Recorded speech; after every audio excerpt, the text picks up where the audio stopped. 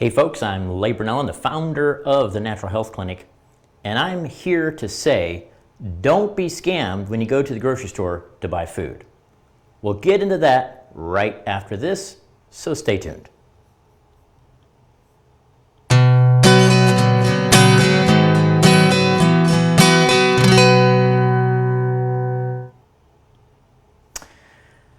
So, the first thing to make sure that you're not scammed when you go to the grocery store and purchase your weekly family supplies is to realize that grocery stores are really not in the food business or selling food product business to you at all.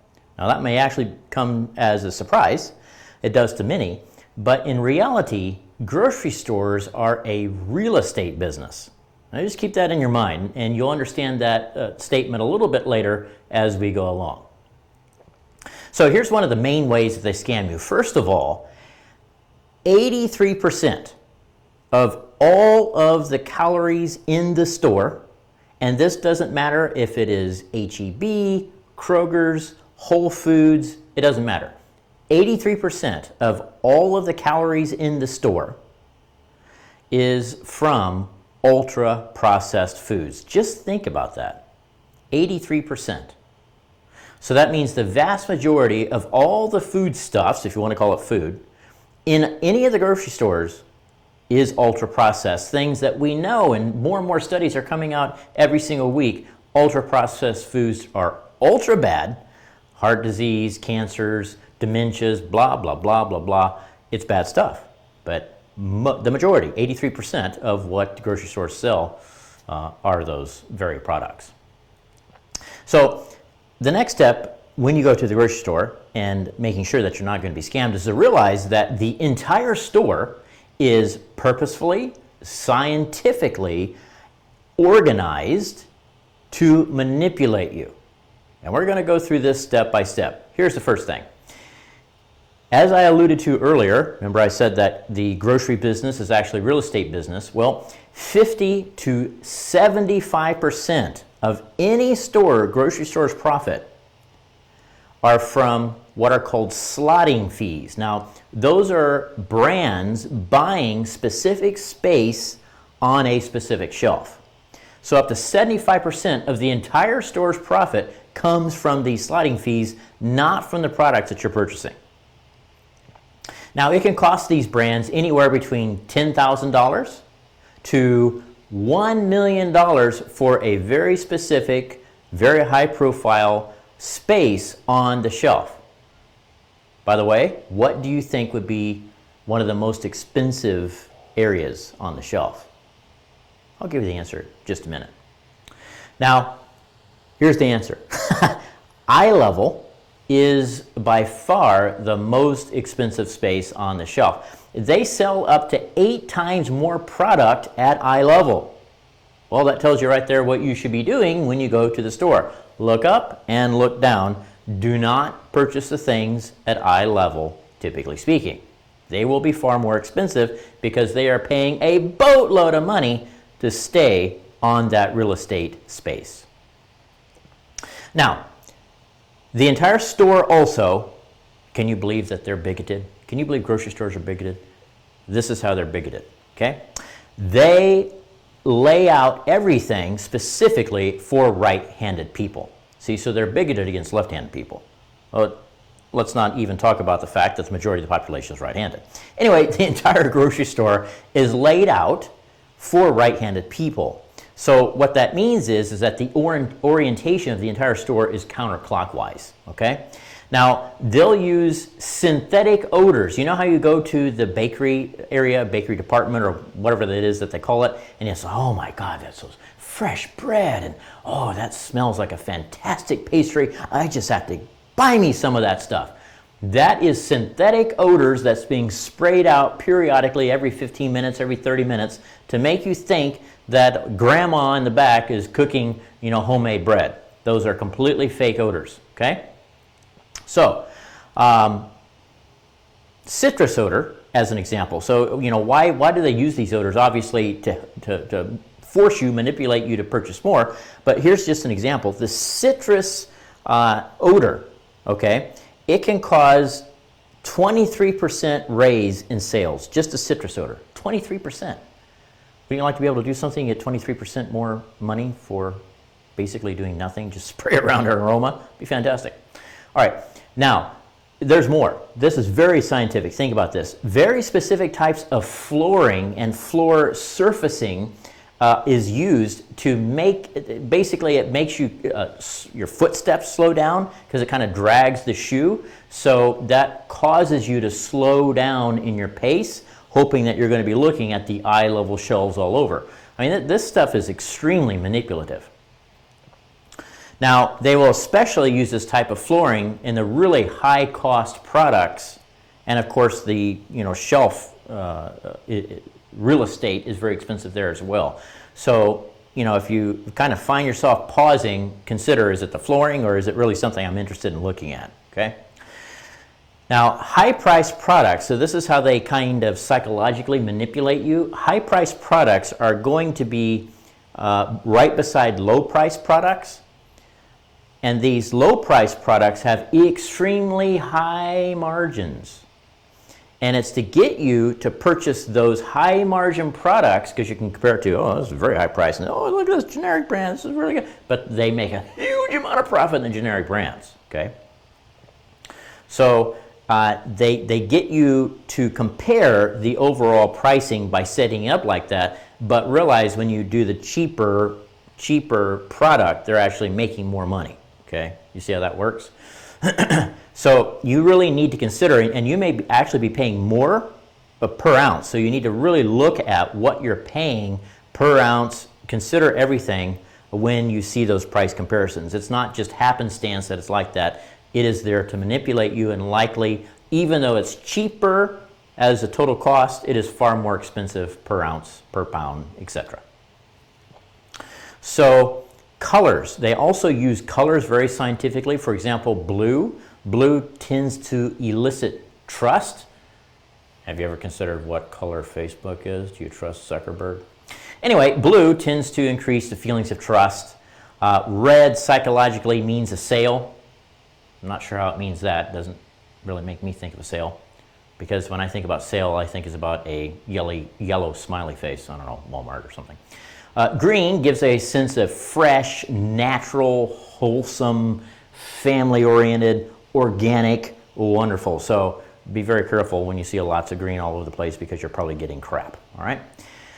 Now, social proof is also used in store. And for example, they say, have big sign, best sellers, according to whom, all right?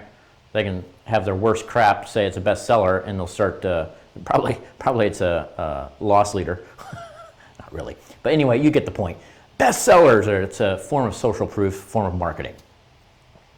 And also, discounted items are always in the back of the store. So what that does, so you're looking, maybe that's what brought you into the store, right, is that discounted item. So they're not stupid, they realize that's what they're doing, and they put those in the very back of the store so that you got to go all the way through the store and have the different colors and odors and the flooring slow you down, so that hopefully you buy more crap, so that you don't only spend money on the discounted item. And they will also only stock a very limited supply of certain high demand items to increase the feeling of scarcity, all right? It's kind of funny because my son is in second grade. He's going through social studies test. I was helping him with that, going through it. And one of the questions was, what does it mean when there's not enough of a good? It's called scarcity. Well, what they don't say, and they really should teach these kids, is that most scarcity globally, including food, is synthetic or artificially created scientifically for reasons and different agendas, political, whatever it may be, power control, kill people, who knows.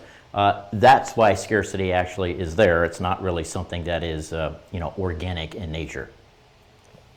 All right, so cereal probably doesn't come as a surprise to you, but the cereal aisle is a prime location real estate area. They make a huge amount of money in the cereal aisle.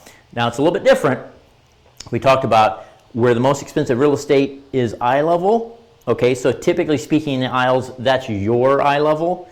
In the cereal aisle, it's children's eye level, all right?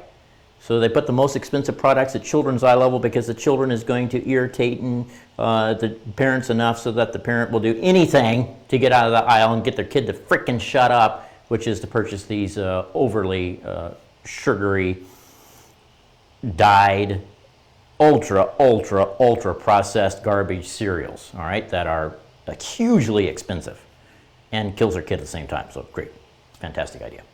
All right, so that's what they do in the cereal aisle. Again, it is the most expensive in the entire store as far as a specific aisle. That by far is the most expensive real estate in the entire store, that cereal aisle. That's where they make money, and that's where the kids pester their parents to make sure they get, Captain Crunch or whatever it is. So at the checkout line, see, you're not even okay at the checkout line, right? Now, a lot of people know that they have impulse items and so forth at the checkout line. That's why they have the gums and the candies and all that crap there.